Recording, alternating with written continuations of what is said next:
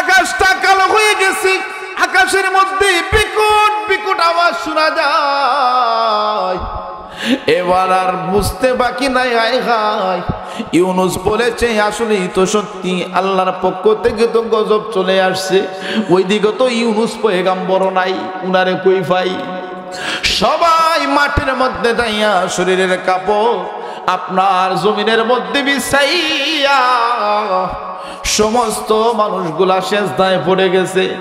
আর ডাক দিয়া কয়, আল্লাহ রে, ও আরশের মালিক, ও জমিনের মালিক, এতদিন বিশ্বাস করি নাই ইউনুস পয়গাম্বর দাওয়াত দিয়েছেন, কালেমা পড়ি নাই গো, কালেমা পড়ি নাই, আমরা বিশ্বাস করি নাই। আল্লাহ এখন আর বুঝতে বাকি নাই, আল্লাহ তোমার পক্ষ থেকে যে গজব চলে আসতেছে, আল্লাহ জীবনে তো অনেক অন্যায় করে ফেলেছি, আল্লাহ আমরা বুঝি নাই, তোমার পয়গাম্বর ইউনুসকে আমরা বিশ্বাস করি নাই, উনার প্রতি আমরা ঈমান আনি নাই গো। এইভাবে প্রত্যেকটা মানুষ আপনার সেজদার মধ্যে পড়ে পড়ে মালিকের দরবারে কান্দে। আই মুহূর্তে আমার আল্লাহ ডাক দিয়ে কই, জিবরাইল রে, জিবরাইল, ওরে জিবরাইল, আমি আল্লাহর পক্ষ থেকে যে গজব যাবে রে, কিন্তু তাকায়া দেখো প্রত্যেকটা মানুষ কিন্তু সেজদায় পড়ে লুটে আছে, আমি আল্লাহর কাছে কিন্তু মাফ চাইতেছে, তারা ঈমান এনেছে রে, আমি আল্লাহর প্রতি ঈমান এনেছে, আখিরাতের প্রতি ঈমান নিয়ে এসেছে। আমি আল্লাহ তো আর গজব দিতে পারি না, আমি আল্লাহ তো রহমান, আমি আল্লাহ তো খালিক, আমি আল্লাহ তো গফফার, আমি আল্লাহ হলাম রাহিম। আরে জিবরাইল, জিবরাইল রে, এই আকাশের আপনার গজবটা আমি আল্লাহ পাক রব্বুল আলামিন বন্ধ করে দেব। এইভাবে প্রত্যেকটা মানুষটা যখন মালিকের দরবারে কান্দে রে, মালিকের দরবারে কান্দে, আমার আল্লাহ রাব্বুল আলামিন এই আপনার গজবটা বন্ধ করে দিয়েছেন। প্রত্যেকটা মানুষ আপনার মুসলমান হয়ে গেছে, সবাই কালেমা পড়েছে, সবাই তাওহীদের বাণী আপনার মন প্রাণ দিয়ে বিশ্বাস করেছে। ওইদিকে এক লোক দৌড়াইতে দৌড়াইতে দেখে যাইয়া ইউনুস পয়গাম্বর কোথায়, ইউনুস নবীর কাছে যাইয়া এক লোক যাইয়া আর শহরের মধ্যে ইউনুস নবীর যাইয়া ধরছে, ও গো ইউনুস পয়গাম্বর, আপনি ওইদিকে, আর আপনি জানেননি আপনার এলাকার মধ্যে, শহরের মধ্যে গো প্রত্যেকটা মানুষ আপনার বিকট বিকট আওয়াজ হচ্ছে, কিন্তু আল্লাহ তো আর গজব দেয় নাই। সুবহানাল্লাহ পড়েন। আপনি বলছিলেন গজব হইব, কিন্তু গজব তো হয় নাই, গজব বন্ধ হয়ে গেছে। আপনি তো টাইম দিয়ে আসছিলেন, তারিখ দিয়ে আসছিলেন, কিন্তু কই গজব তো হইল না। ইউনুস নবী চিন্তায় পড়ে গেলেন, হায় হায় বিষয় কি, আল্লাহ টাইম দিয়া দিছেন, তারিখ দিয়া দিছেন, ওই তারিখে গজব হইব, সেই জন্য আমি চলে আসছি এখান থেকে। এখন কি বলতেছে যে গজব হয় নাই, ওদের কাছে এত বৎসর আমি কালেমার দাওয়াত দিছি, ওরা এত দুষ্ট কালেমা পড়ে নাই, এখন এই তারিখ দেওয়ার পরে যদি এখন তো আরো আমাকে মানবে না, এখন যদি আমি শহরে যাই তাহলে তো আমারে আর জীবিতই রাখবে না, যে তুই এতদিন মিথ্যা বলছস, এখন তো তোর আল্লাহও মিথ্যা বলছে, নাউজুবিল্লাহ পড়বেন না। কিন্তু ওই শয়তান বলে না যে প্রত্যেকটা মানুষ যে ঈমান আনছে, প্রত্যেকটা মানুষ যে মুসলমান হয়েছে, ওই কথা বলতেছে না, শুধু কয় যে আল্লাহ গজব দেয় নাই, আল্লাহ যে কেন গজব দেয় নাই সেই কথা বলে না। আল্লাহর পয়গম্বর ইউনুস আলাইহিস সালাতু ওয়াস সালাম এবার চিন্তায় পড়ে গেলেন, হায় হায় রে, আল্লাহ বলেছেন গজব দিবেন, তারিখ দিয়ে দিয়েছেন, আল্লাহ রাব্বুল আলামিন সময় নির্ধারণ করে দিয়েছেন, কিন্তু আল্লাহ যে গজব দিলেন না, আল্লাহ যে আযাব দিলেন না, এখন আমি ওই সমাজের মধ্যে তোমার কখনো যাইতে পারবো না। কিন্তু ওই দুষ্টু বলে না যে ইউনুস পয়গম্বরকে সবাই কালেমা পড়ছে, সেই জন্য আল্লাহ হয়তো মাফ কইরা দিছেন, এই কথা বলে না। আরে মুসলমান ইমানদার গভীর মনোযোগ দেন, অন্তরের কান লাগায় শুনেন বাবা। এই জন্য আমার আল্লাহ ডাক দিয়ে বলে, ওয়াযান্নুনি ইয যাহাবা মুগাদিবান ফাযান্না আল্লান নাকদির আলাইহি ফানাদা ফিজ যুলুমাত।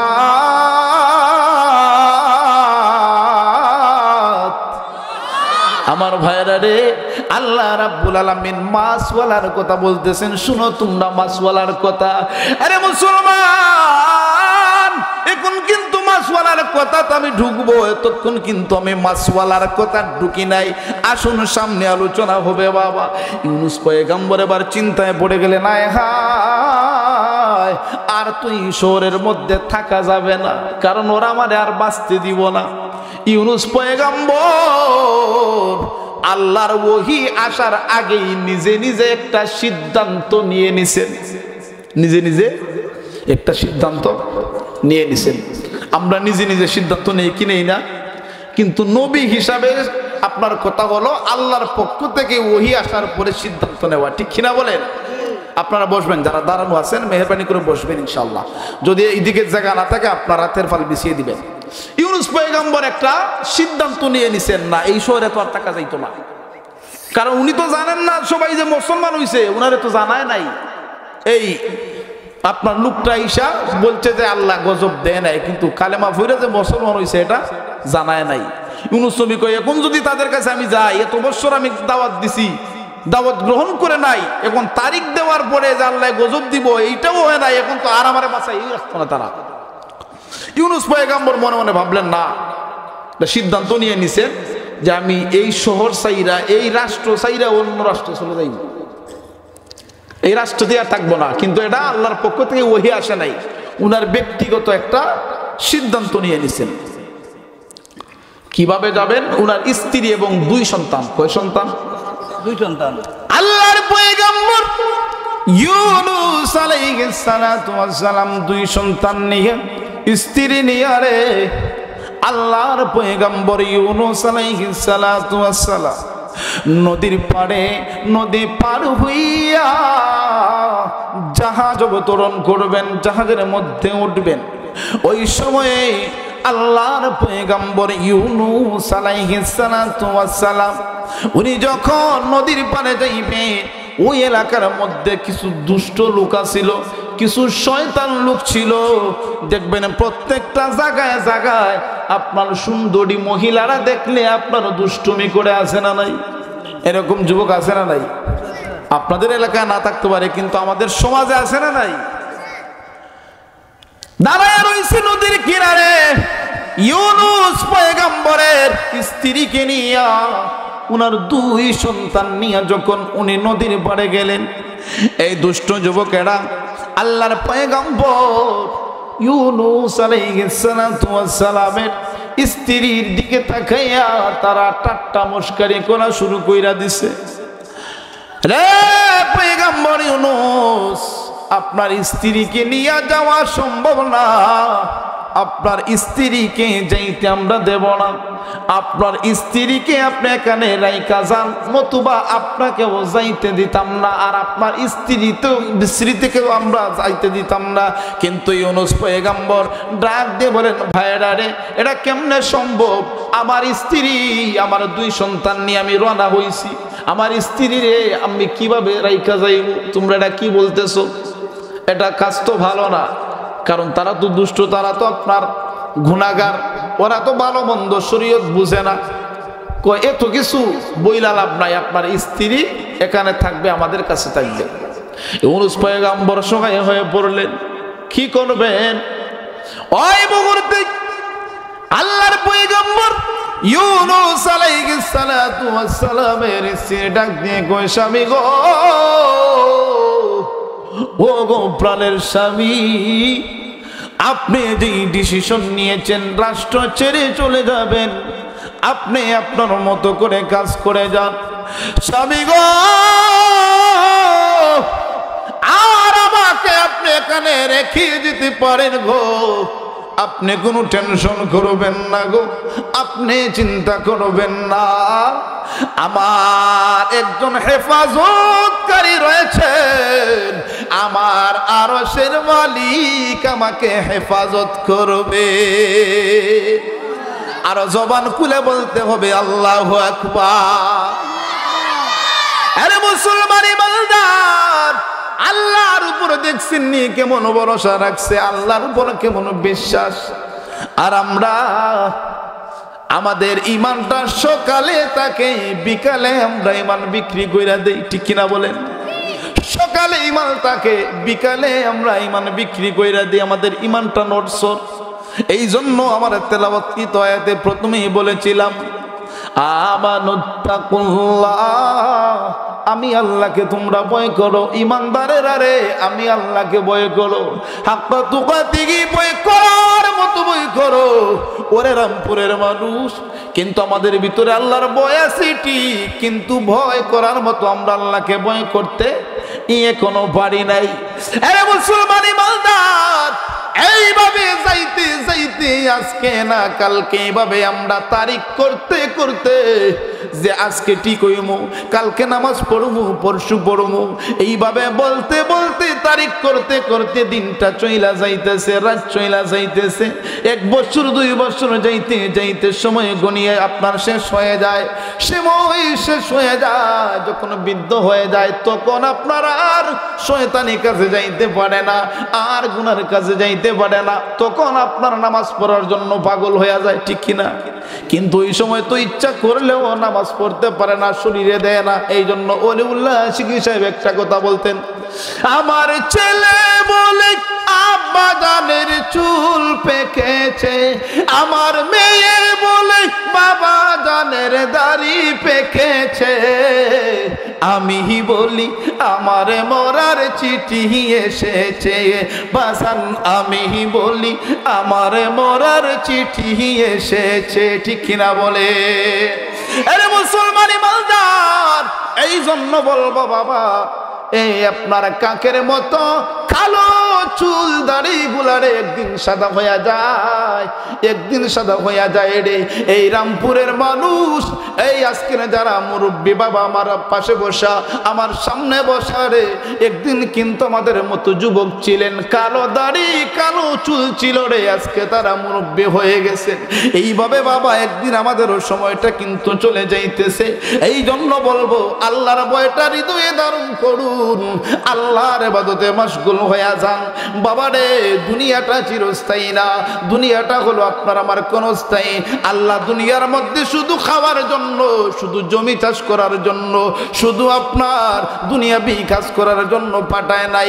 আল্লাহ বলেন ওয়ামা খালাকাতুল জিন্না ওয়াল ইনসা ইল্লা লিয়াবুদুন।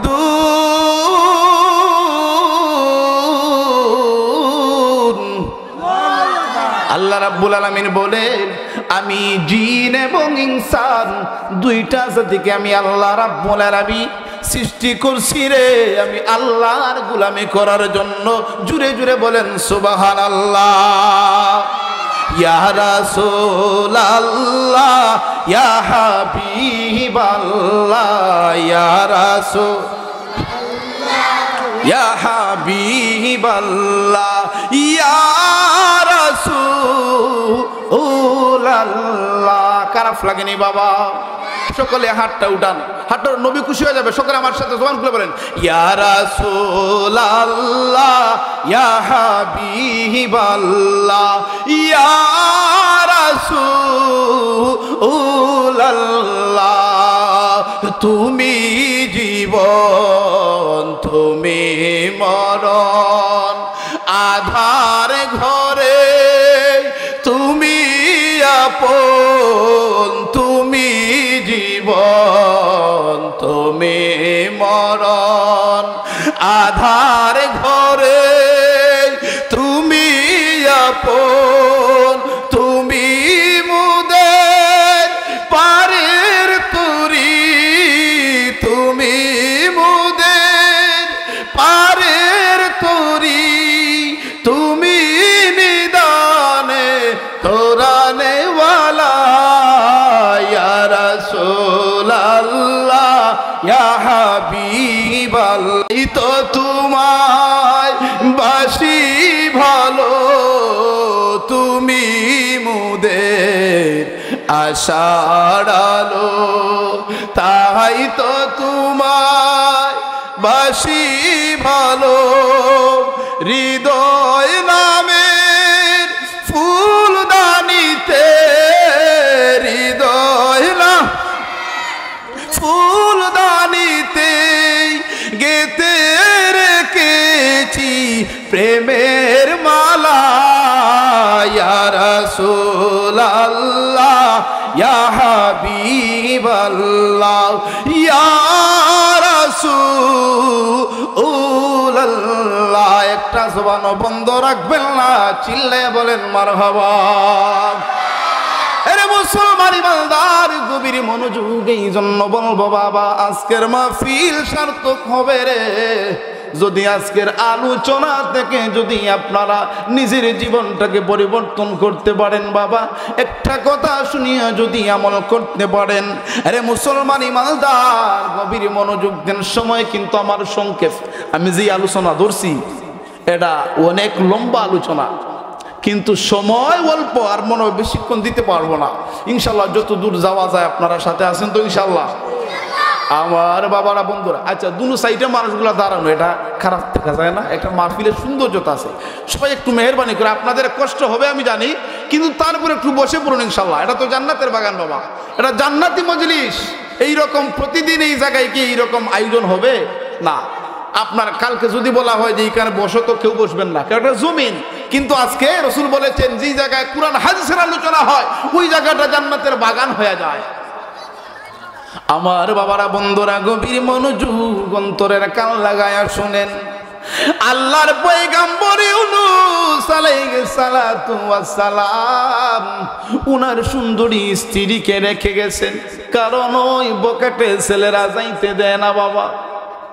বলছেন স্বামী গো আপনি আপনার গতিতে এগিয়ে যান, আমার জন্য আমার আল্লাহ রয়েছেন। সুবহানাল্লাহ। আরে মুসলমান, এর মধ্যে উনি দুই সন্তান নিয়ে এবার রওনা হয়ে গেলেন। দুই সন্তান নিয়ে উনি চলে যাবেন বাবা। দুই সন্তান, উনি যখন দুই সন্তানকে পার করবেন, একটা সন্তানকে পারের মধ্যে রাখিয়া উনি একটা সন্তানকে কুলে নিয়া এক পারে নদীর পার থেকে আরেক পারে নিয়া আপনার সন্তানটারে রাখার পরে ওই দিকে আপনার যেই সন্তানটা পারে রাইখে গেছিলেন ওই সন্তানটারেও আপনার ইউনূস পয়গম্বর আল্লাহর নবী ইউনূস আলাইহিস সালাতু ওয়াস সালামের ওই সন্তানটারেও আপনার মাঝে নিয়ে গেছে। সুবহানাল্লাহ কোন। এবার বাবা ওই পারে যেই সন্তানটা ছিল রে, ওই সন্তানটা ইউনূস আলাইহিস সালাতু ওয়াস সালামের ওই সন্তানটারেও বাগে নিয়ে গেছে। সুবহানাল্লাহ। আচ্ছা মাছে যদি কোনো কিছু খায় এটা কি আর ফেরত পাওয়া যায়? বাগে যদি কোনো কিছু খায় তাহলে এটাকে ফেরত পাওয়া যায়? আরে মুসলমান ইমানদার ইউনূস পয়গম্বর অসহায় হয়ে পড়েছেন, অসহায় হয়ে পড়েছেন। কেন এমন অসহায়, কেন রে এমন পরীক্ষা? আল্লাহ রাব্বুল আলামিন ডাক দিয়ে বলেন, আমার আল্লাহ রাব্বুল আলামিন ডাক দিয়ে বলেন ফানাদা ফিজ যুলুমাতি আল্লা ইলাহা ইল্লা আনতা সুবহানাকা ইন্নী কুনতু মিনাজ জালিমিন। ইউনূস পয়গম্বর ওই আয়াতটা কিন্তু পরবর্তীতে পাঠ করছেন, কিন্তু আমার আল্লাহ রাব্বুল আলামিন দেখেন ডাক দিয়ে কি বলেন? আল্লাহ ডাক দিয়ে বলেন স্মরণ করো যখন সে রাগান্বিত হয়ে চলে গিয়েছিল এবং মনে করেছিল আমি তাকে পাকড়াও করব না। ওরে রামপুরের মানুষ, আমি আপনাদেরকে বলে দেই আল্লাহ কিন্তু চার দেয় কিন্তু ছেড়ে। যতই জালিম হোক না কেন, যতই অপশক্তি থাকুক না কেন, শক্তি দেখায় রে, কিন্তু একটা সময় তাদের পতন আছে না নাই? জুড়ে বলেন আছে না নাই? নমরুদ, ফেরাউন, নমরুদ, আপনার যত ইহুদি যত বেঈমানরা ছিল রে, এত তারা ক্ষমতার বাহাদুরি দেখিয়েছে, কিন্তু আপনারা বলুন তো তাদের পতন হয়েছে কি হয় নাই? আমাদের সমাজের মধ্যেও যারা আপনার অন্যায়ভাবে জুলুম করে নির্যাতন করে মানুষের উপরে, তাদের পতন আছে না নাই? এটা মনে হয় আপনারা দেখেন না, দেখছেন না? হ্যাঁ, অত্যাচার করলে, মানুষকে কষ্ট দিলে, তারপরে কোরআন সুন্নাহ বিরোধী যদি কেউ চায় জীবন চালানোর জন্য, রাষ্ট্র চালানোর জন্য, তাহলে আল্লাহ কিন্তু ছেড়ে দেয় না। আল্লাহ পরীক্ষা করে, যা সুতা তো আমার কাছে আছে, সাইরা দিছি, গুড়ি উঠতে থাকো, যখন তোমার সময় শেষ হয়ে যাব অতিরিক্ত করে ফেলবো, আমি আল্লাহ কিন্তু নামাইতে আর একটা সেকেন্ডও লাগে না। এই জন্য বলবো আমাদেরকে সবসময় সংশোধন হয়ে আল্লাহর ভয় অন্তরে নিয়ে আমাদেরকে চলতে হবে। কথা বলেন ঠিক কিনা? আপনারা দেখেছেন বাবা, এই যে সিরিয়া বিজয় হয়েছে, কথা বলেন ঠিক কিনা? রাসূলের ভবিষ্যৎবাণী আপনার প্রমাণ হয়ে গেছে। আল্লাহ রাসূল সাল্লাল্লাহু আলাইহি ওয়াসাল্লাম ভবিষ্যৎবাণী করে গিয়েছিলেন হাদিসের কথা। 2011 সাল থেকে প্রায় 12 বছর হয়ে গেছে।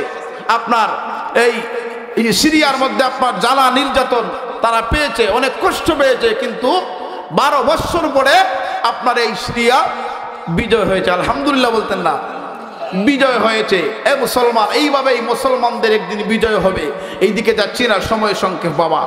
আল্লাহ রাব্বুল আলামিন ডাক দিয়ে বলেন, জালিম যারা, আমি আল্লাহ রাব্বুল আলামিন কিন্তু যারা জুলুম করে, যারা নিজের ব্যক্তিগত জীবন নিয়ে যারা পরিচালনা করতে চায়, আল্লাহ কিন্তু ছেড়ে দেয় না রে মুসলমান।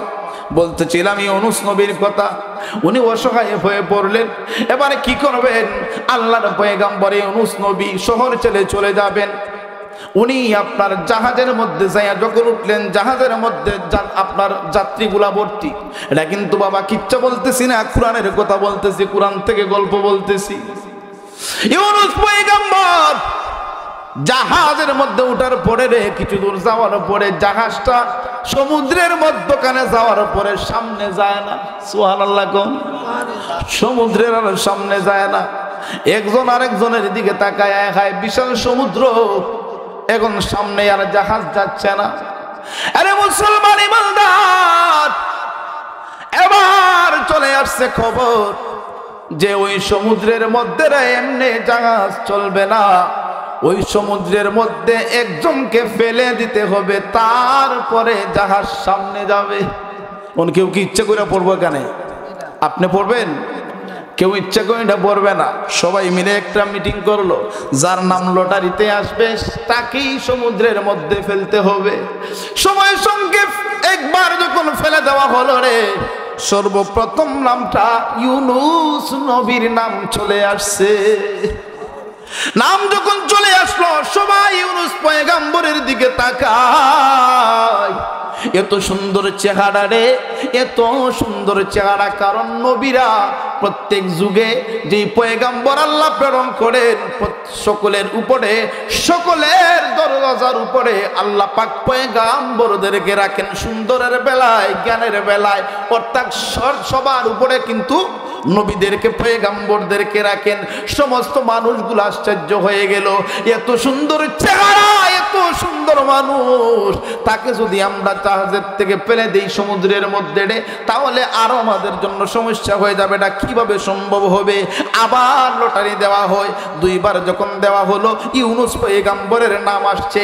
আবার দেওয়া হলো ইউনূস পয়গম্বর। এইভাবে একবার না, 2 বার না, 10 বার দেওয়া হয়েছে, কিন্তু ইউনূস নবীর নামই আসে। এখন তো আর কিছু করার নাই।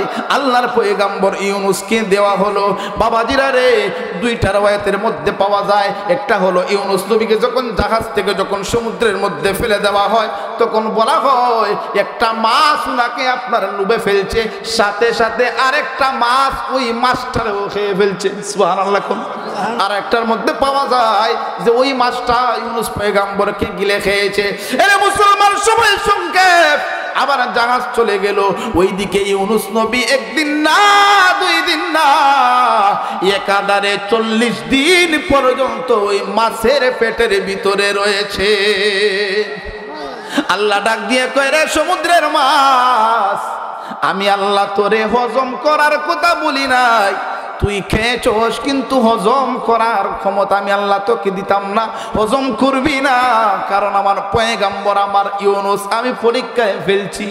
আমি আল্লাহ তাকে দেখাই যে ইচ্ছা অনুযায়ী ইউনূস নবী কিন্তু সিদ্ধান্ত নিয়েছিলেন।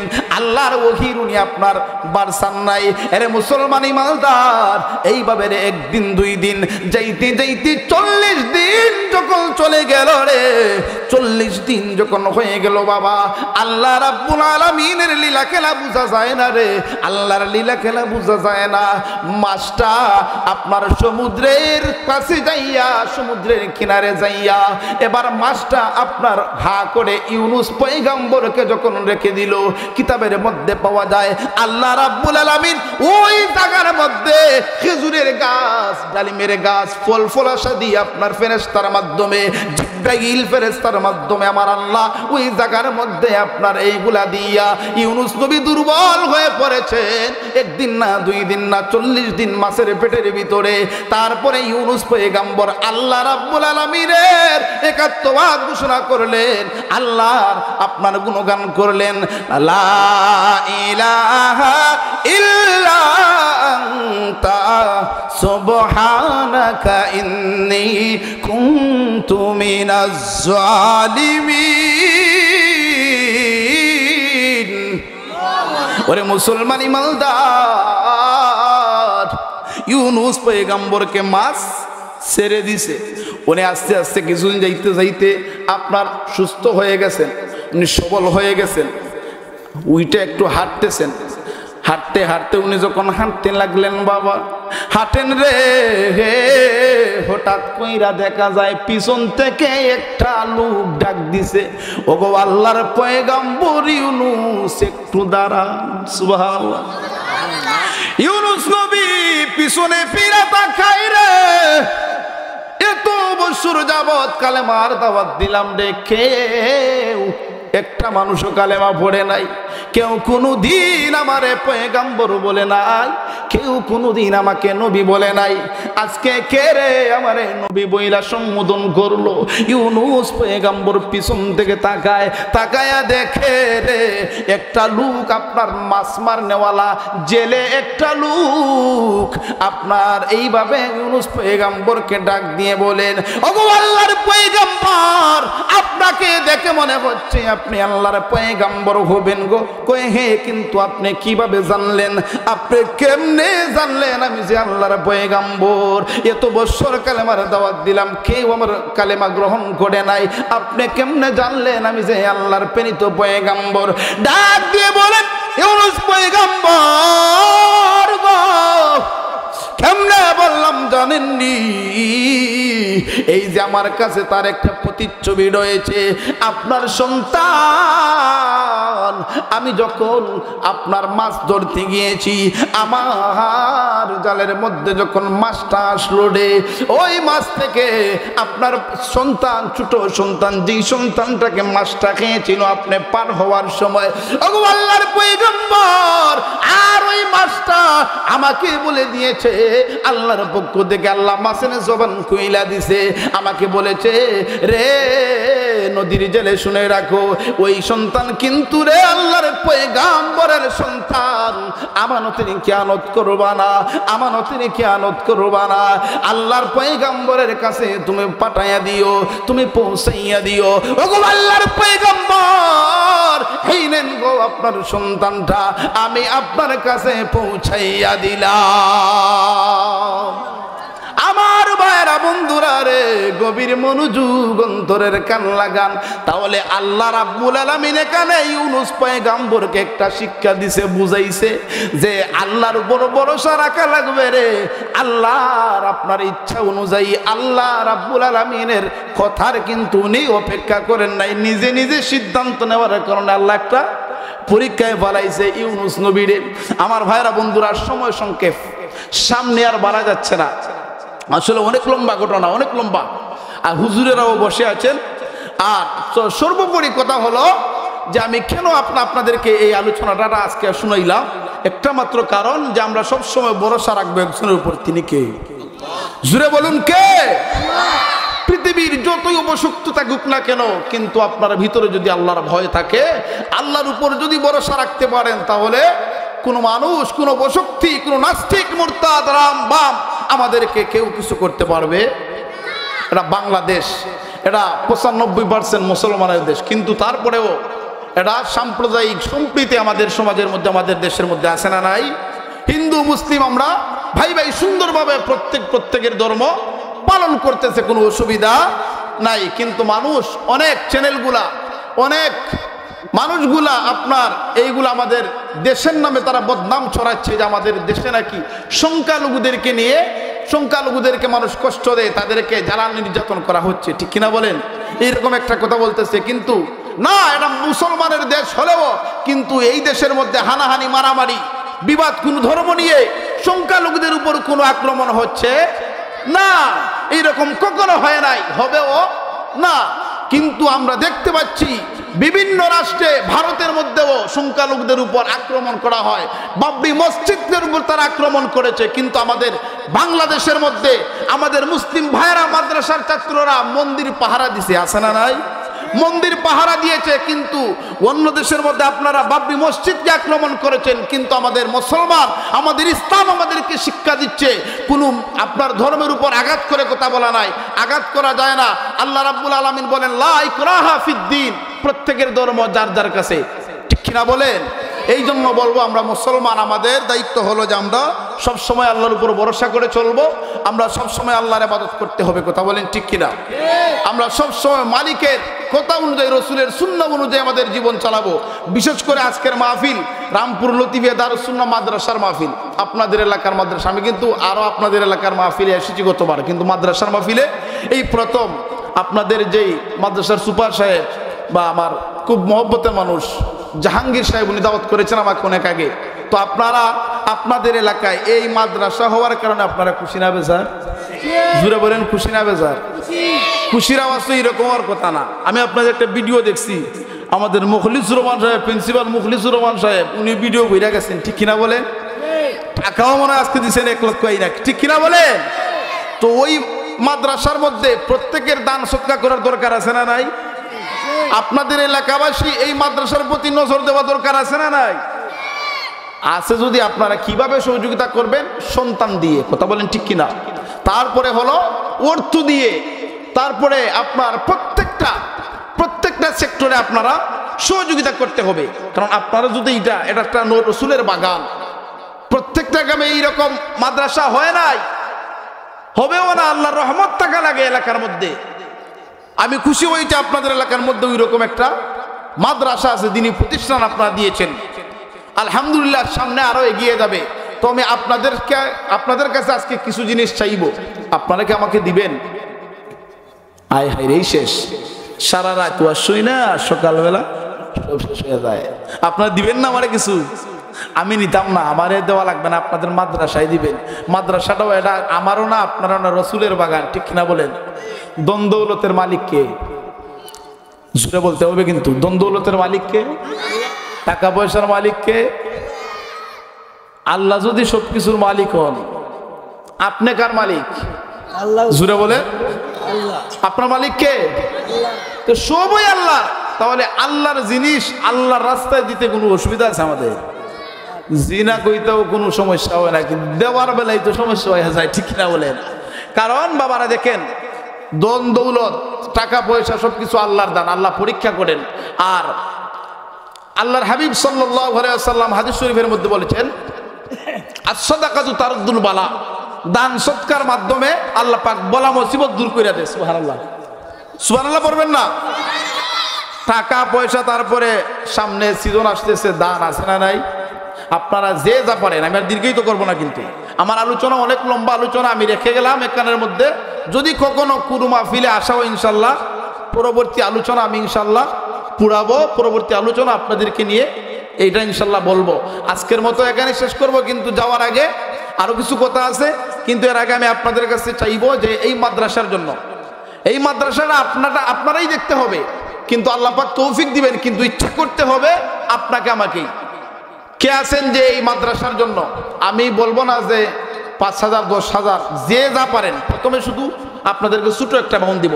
কে আছেন? আমি 10 জন মানুষ চাই, 10 জন মানুষ চাই যে 2,000 করে ইনশাল্লাহ দিবেন। একটা হাত উঠান দেখি কে আছেন। মারহাবা বলেন, মারহাবা। নামটা কি? জুড়ে বলবেন। আব্দুল হাই। কোন বাড়ি, কোথায় এলাকায়? আল্লাহ তোমার বান্দা আব্দুল হাই সাহেব এই মাদ্রাসার জন্য দিবেন 2000 টাকা। মালিক রে কবুল করো, মঞ্জুর করো, জিন্দা মুর্দা মাফ করো। আল্লাহ কোটি টাকার মালিক বানাও। সকলে জবান খুলে পড়ে না আমিন। চাচা আব্দুল সত্তারের ভূত লিটন মিয়া, নয়াবাড়ি আব্দুল সত্তার সাহেবের ছেলে লিটন মিয়া কত দিচ্ছেন? 5,500 টাকা নগদ দিছে। বলেন নারে তাকবীর। আল্লাহ তোমার বান্দা যুবক লিটন মিয়া দিছেন 5,500 টাকা। আল্লাহ কবুল করো, মঞ্জুর করো, জিন্দা মুর্দা মাফ করো গো, কোটি টাকার মালিক বানাও। সকলে জবান খুলে পড়ে না আমিন। আর কে আছেন? আর কে আছেন? পরবর্তীতে দিয়ে অসুবিধা নেই, এখন নাই, নগদ দিতে পারে না, পরবর্তীতে দিয়ে লেখান ইনশাল্লাহ। তৌফিক দিবেন আল্লাহ। আপনি তো দেওয়ার মালিক না, আপনি ইচ্ছা করেন নিয়তটাকে সহি করেন, দেখবেন আল্লাহ পাক দেওয়ার মতো তৌফিক দিয়ে দিবে। কে আছেন আগামী বছর আমরা ইনশাল্লাহ 2000 1000 যে যা পারেন, 1000 2000 যে যা পারেন হাতটা উঠান, মাদ্রাসায় দিবেন। 365 দিনে একটা বছর, এখন 2 দিন যদি আমরা আল্লাহর রাস্তায় দিতে পারি না, তাহলে আমরা আল্লাহর ইবাদত কি করব? হ্যাঁ, দান করিদের মাথা পিতা আল্লাহ সুখে রাইখো কবরে, নূরের টুপি পরাইয়া ওঠায় কাল হাসরে। মা বাবা কেমন সম্মানী বানাইতে চান কি চান না?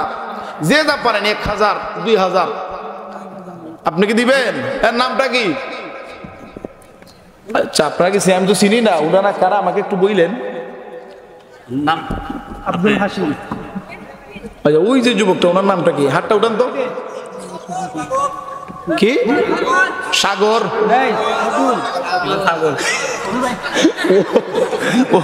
উনি কি পাগল? হ্যাঁ আচ্ছা পাগল বুঝে নাই।